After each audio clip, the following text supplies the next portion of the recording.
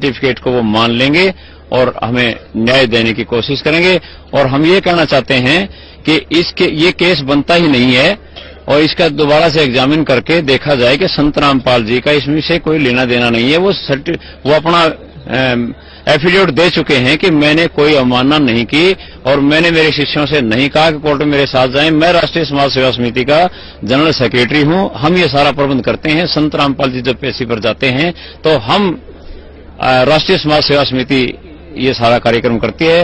राष्ट्रीय समाज सेवा समिति के सदस्य ही संत रामपाल जी की सुरक्षा के लिए जाते हैं, क्योंकि हरियाणा सरकार ने संत रामपाल जी को सुरक्षा मुहैया नहीं करवाई थी। आप लोगों ने देखिए, ये संत रामपाल जी महाराज जी के अनुयायी नहीं है सब, ये राष्ट्रीय समाज सेवा समिति के कमांडो हैं और राष्ट्रीय समाज सेवा समिति के कमांडो यहाँ पर सारे सुरक्षा व्यवस्था देखते हैं और दावा कर रहे हैं। ब्यूरो रिपोर्ट, इवन तहलका, हरियाणा।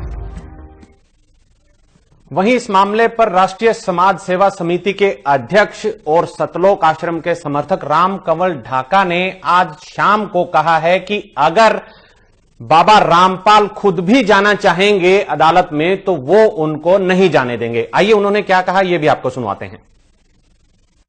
खुद न्यायालय जाना चाहें तो संत रामपाल जी महाराज को भी हमारी 1 लाख लोगों की लाशों के ऊपर से गुजरना पड़ेगा। ये आज हमने निर्णय लिया है सर। इसलिए किसी भी सूरत में 17 तारीख तो क्या उससे आगे भी हम संत रामपाल जी महाराज को किसी भी झूठे मुकदमे में न्यायालय में उपस्थित नहीं होने देंगे। जी, तो काफी सरगर्मी हो गई है, माहौल तनावपूर्ण बनता जा रहा है। हालांकि अभी तक वहां पर सामान्य between police and his supporters.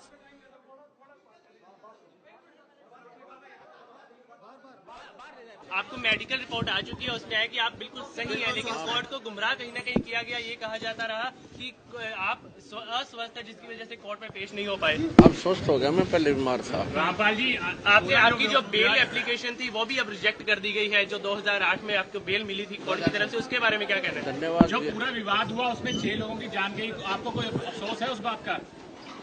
बहुत अफसोस है जी। नहीं, जो आपने अपने अनुयायियों को जिम्मेदार कौन है इस चीज का? और आप पीछे छुपे रहे, मैंने किसी को नहीं, वो आप सही मानते हैं? मैंने नहीं बनाया किसी को, वो अपने आप ही बन रहे थे, मुझे भी रोक रखा था।